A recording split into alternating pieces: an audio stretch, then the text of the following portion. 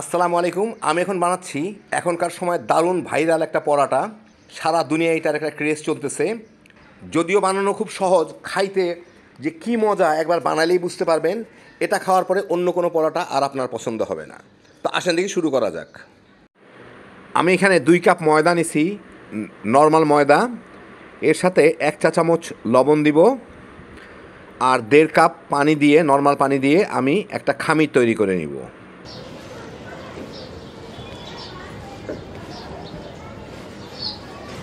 5-6 minute ময়ান দিয়ে নিলাম। এটা কিন্তু একটু শক্ত শক্ত টাইপের ডো, অসুবিধা নাই, পরের দিকে কিন্তু এটা নরম হয়ে যাবে। এখন এটাকে আর বেশি ময়ান দেওয়ার দরকার নাই। এখন এটাকে আমি একটা পলিথিন ব্যাগের মধ্যে, যে ব্যাগে ময়দা ছিল সেই ব্যাগের মধ্যেই আমি এটাকে পেঁচায় একদম এয়ারটাইট যাতে হয়, নাইলে কোনো ঢাকনা কিংবা কন্টেনার দিয়ে রাখতে হইতো, যাতে এয়ারটাইট হয়।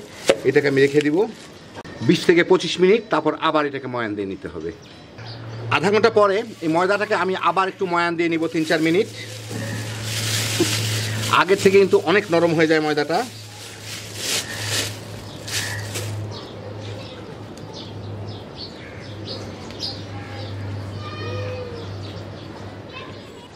আরও 3-4 মিনিট ভালো মতো ময়ান দিয়ে নিলাম। এখন এইটাকে আমি আবার এই ব্যাগটার মধ্যে ভরে আবার আধা ঘন্টার জন্য রেখে দিব।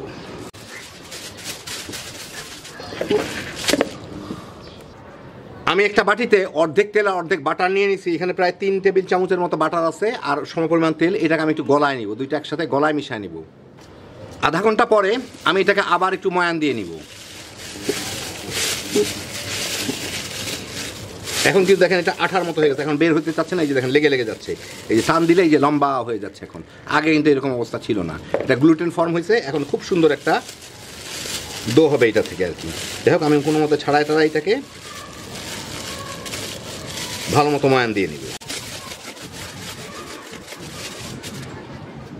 কোনো ময়দা ব্যবহার করার দরকার নেই, এমনি ময়ান দিতে হবে। তো ভালো মতো ময়ান দিয়ে নিলাম। এখন এটাকে আমি 8টা টুকরা করব।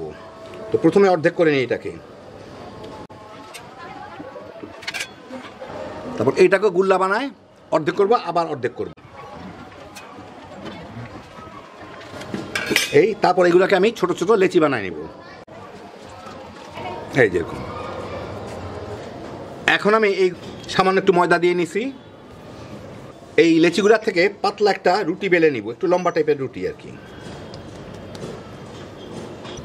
তো বানাইলাম আমি একটু লম্বা টাইপের একটা রুটি বেলে নিলাম। তেল বেঁকা হইলে কোনো ক্ষতি নাই। এখন এই রুটিটাকে আমার চিকন চিকন করে কেটে নিতে হবে। দেখাচ্ছি আপনাদেরকে, একদম পাতলা পাতলা করে। যত পাতলা করে কাটা হবে এটা তত ভালো হবে।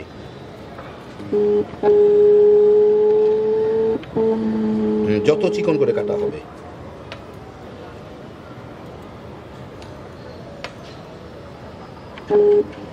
এই যে দেখেন,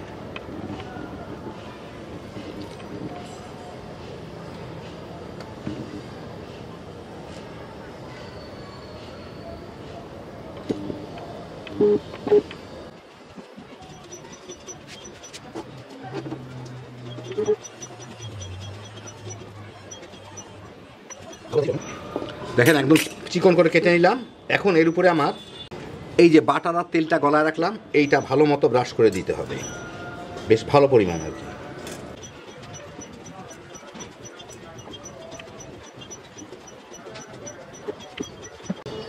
এখন এগুলোকে আমার একসাথে নিয়ে নিতে হবে।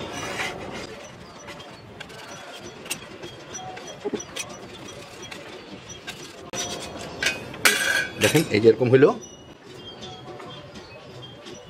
এখন এইগুলোকে আমি এরকম গোছা গোছা করে, এইভাবে গোছা করে রেখে বাকিগুলোকে আমি একই রকমভাবে তৈরি করে নিব। তো আমি সবগুলোকে এরকম করে নিলাম। এখন আমি যেটা করবো সেটা হচ্ছে এইগুলোকে আমার একটু টেনে টেনে লম্বা করতে হবে। এই যে দেখেন, এগুলোকে একটু টান দিলেই বেশ লম্বা হয়ে যাচ্ছে। যত লম্বা হবে, যত চিকন হবে ঝুড়িগুলো, মানে ভিতরের ইয়েগুলো, তত ভালো। এই যে টেনে টেনে লম্বা করে নেব আমি। লম্বা করে আরেকটা সময় করা যায়, এটা আমি আঙ্গুলে পেঁচায় নেব। এই 3 আঙ্গুল দিয়ে ধরে এটাকে এইভাবে এইভাবে আঙ্গুলের উপরে সুন্দর করে পেঁচায় নেব।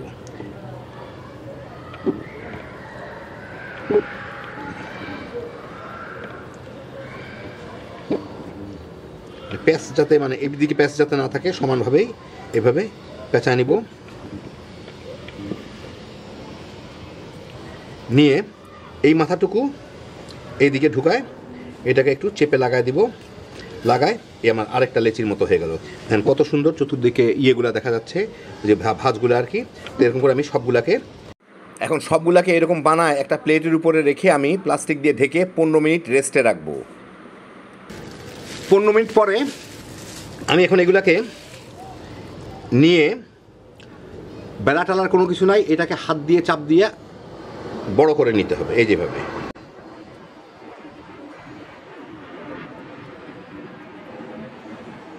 এটা কিন্তু একটু মোটা হবে। বাস এরকম করে সবগুলোকে আমি বড় করে নিব। দেখেন বেশ মোটা, কিন্তু যথেষ্ট মোটা এটা। আমি একটা ফ্রাই প্যান লো আর মিডিয়াম আঁচের মাঝামাঝি গরম করে, কোনো তেল লাগে না কারণ আমার রুটিটার সাথে অনেকগুলো তেল দেওয়া আছে, পরোটার সাথে দেখছেন। ওর মধ্যে এটাকে দিয়ে একটু ভেজে নিব। একটু সময় নিয়ে ভাজতে হবে যাতে ভিতরটা পর্যন্ত সিদ্ধ হয়। আর একটু চেপে চেপে দিচ্ছি যাতে, হাত দিয়ে আঙুল দিয়ে এটা তৈরি করা তো, যাতে সব জায়গাটা তলার সাথে লাগে আর কি। কয়েকবার উলট পালট করে এটাকে ভেজে নিতে হবে।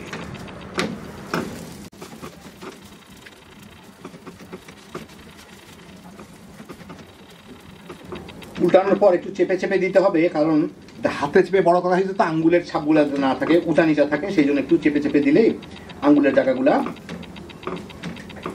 সিদ্ধ হয়ে যাবে।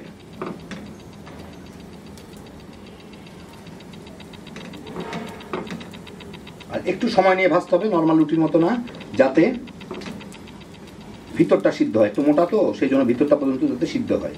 দেখি এখন উল্টায় দিয়ে দেখি এই পিঠের কী অবস্থা। হ্যাঁ, এই পিঠ মোটামুটি ভাজা হয়ে গেছে। এখন ওই পিঠটাও এরকম ভাজে নিই। এখন ওই পিঠটাও এরকম ভেজে নিই, তারপর আমি উপরে একটু বাটার লাগায় আবার ভেজে ফেলবো।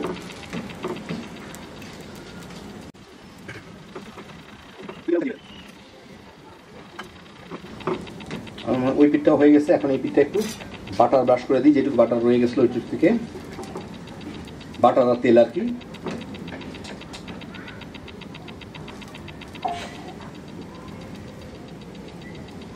উল্টা এই দিকটাকে ভালো মতো বাদামি করে ভেজে নিই।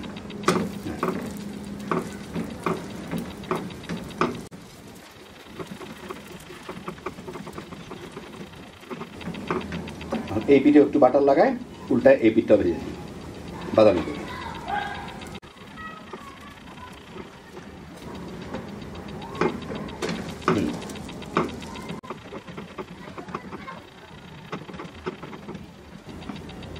অল্প একটু ভাজলেই হবে।